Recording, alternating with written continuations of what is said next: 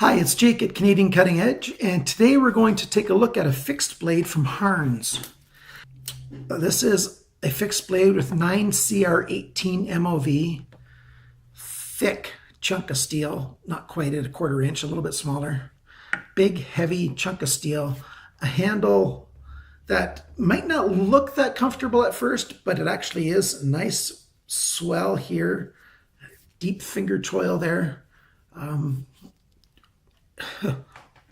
I'm quite surprised at how good this knife feels, and for its thickness, it's got quite a deep Scandi-grind. We'll see how good it slices and cuts. Kydex sheath with a nice nylon strap and a ballistic nylon strap and a snap there as well. Once the knife is locked in place, and it locks in quite good. And then you've got the added bonus of this snap. It doesn't really need it because, you know, when it's in there, I got this loose now. You know, it holds it tight. What's making the noise is this strap right here. You can get a little bit of rattle if you go back and forth. But that Kydex is done well, and really nice heavy strap for this belt. Most belts will fit through there up to 2-inch. A 2-inch belt is about the largest that's going to fit comfortably. And that, I mean, yeah, 2 inches will fit comfortably, unless it's a super thick belt. So this thing's called the Thor. Oh, we'll see what the Thor can do. So stick around for the review of this knife. Welcome to my yard. This is the HARNDS Thor. I showed you the sheath in the house. I really like this sheath. It even has a little drain hole there that I didn't show you in the house. I believe I showed this to you, just in case I didn't. The Kydex even has laser etched their name in it. Well, Kydex didn't do it, but the Kydex has a laser etch of their name in it. Steel rivets to hold it together. So here's the Thor. Let's see what we can do with this guy.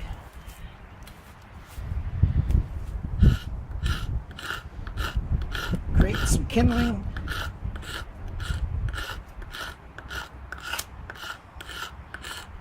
Not a problem there. Some really nice tiny shavings, especially if this was fat wood, you could get some off of there. I don't have any fat wood. Oh, I can hardly even stand still now. So let's see how well this knife, you know, cuts wood, shapes wood. Make a little bit of a notch here.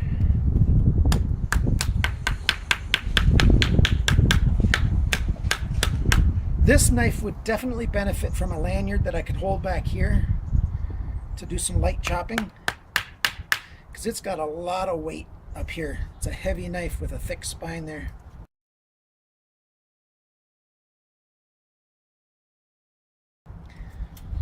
The spine is a bit rounded, which makes it really easy to, and comfortable I should say,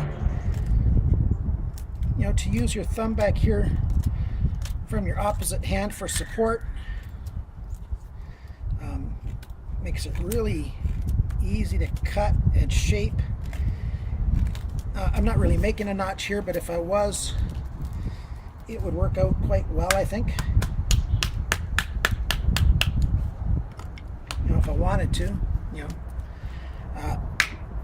It cuts great. It goes flying. That's really heavy. Let's do some batoning with this thing. And through a piece of pine that has, or spruce it might be, that has some knots in it, we're gonna cut this thing in half. So we've got a really big, a high flat grind on this knife. Let's see if it batons. Yes, it batons really easily. Through knots, no problem. Let's see if we can cut through a, this is, 2-inch thick piece of apple.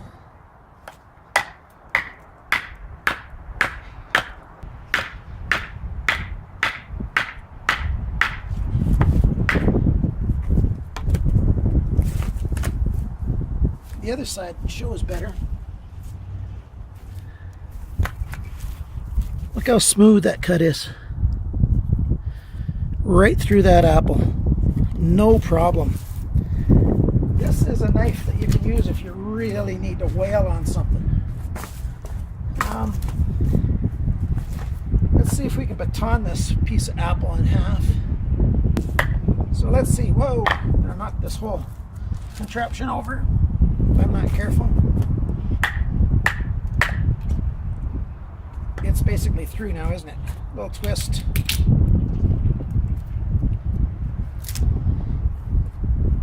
And that's a piece of apple that's, you know, not terribly young. Things grow pretty slow up here in Canada. Let's do some testing to see how soon my hand gets hot. If there's any hot spots on this thing. That's a knot I'm cutting through right there. Goes through that without too much difficulty at all.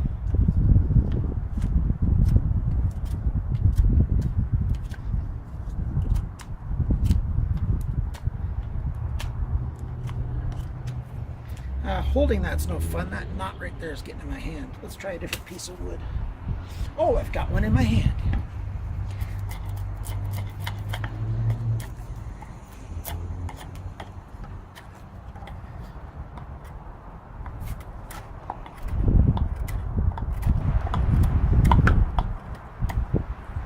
Not bad. Yeah, it's pretty windy right here. I hope it's not getting too much noise. This point right here is just a little too aggressive. I'd like that to be smoothed out just slightly. I don't know what kind of wood this piece is, but it is hardwood, and so it is taxing both on my hand and on the edge to see how well the edge keeps up, and to see, you know, if there's any hot spots here or not. And I am finding that in my right hand, you know, that bump on the end of this choil is not that big of a deal. There's some jimping on the spine right here for the thumb. Not too aggressive, and it actually helps. I like that.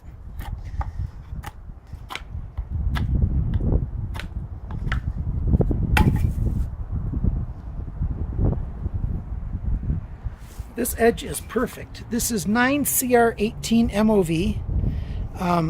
It says so right there. Which is a really good Chinese steel. You know, quite a bit better than 8CR13. This is a lot like 440C in terms of its qualities. It's definitely a stainless steel. This stonewash is holding up really well. What we have here is some more apple, but this is from a number of years ago, before even I bought the house. Let's try it right down the middle. Oh, it's already turned a bit, isn't it? No, not so much.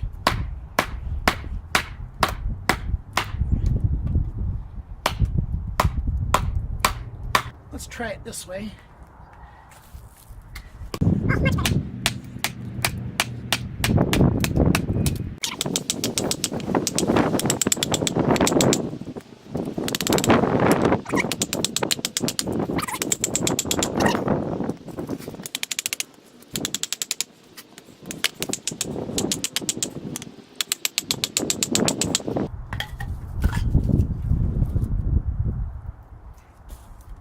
That was some hard apple. Let's take a look at the knife now.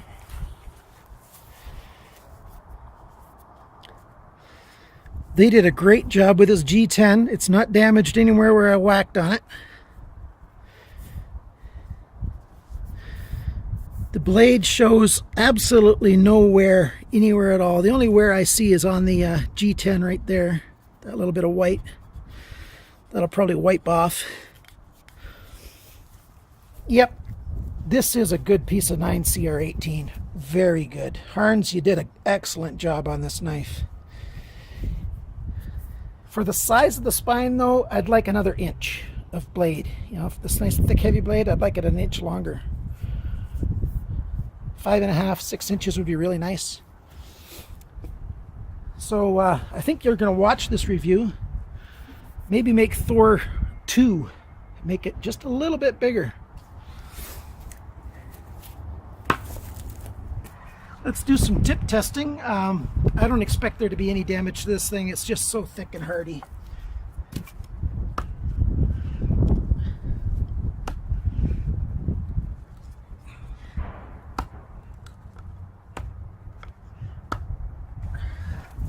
Let's try it in some apple.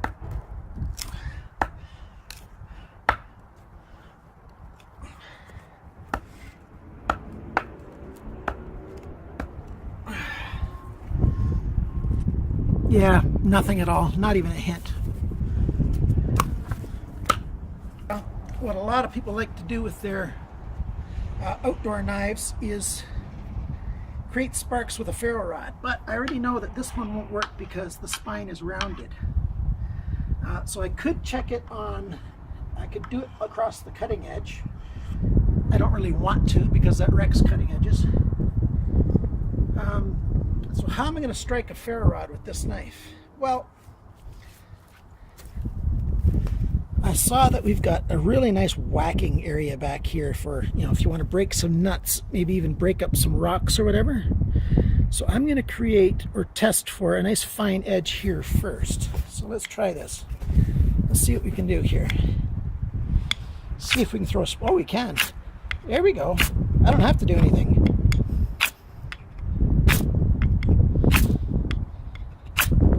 So I found an edge that works for striking a ferro rod even though the spine of the blade is round. Okay, so now we're inside and I'm going to do some paper cutting tests with this. I forgot to do the paper cutting test before at the beginning of the video to be able to compare before and after, but this is after doing all the work that you see outside. I've come inside now. And I'm going to see how well this knife cuts after all that attempted damage has been done to it with, I don't think any damage happened.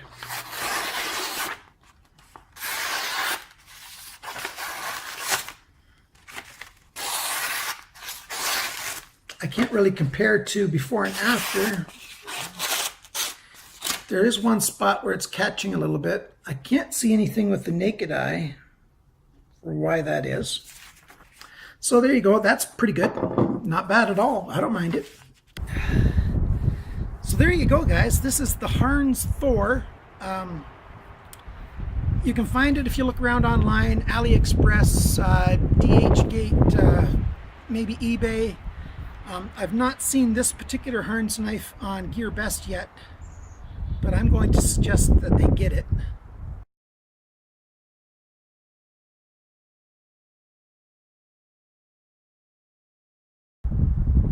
Thanks for watching, guys. If you like the video, click on the like down there in the corner, share with your friends, say something in the comments. Talk to me, guys. I like the comment section. And remember, always cut towards your chum, you know, that other guy, and not your thumb. Bye now.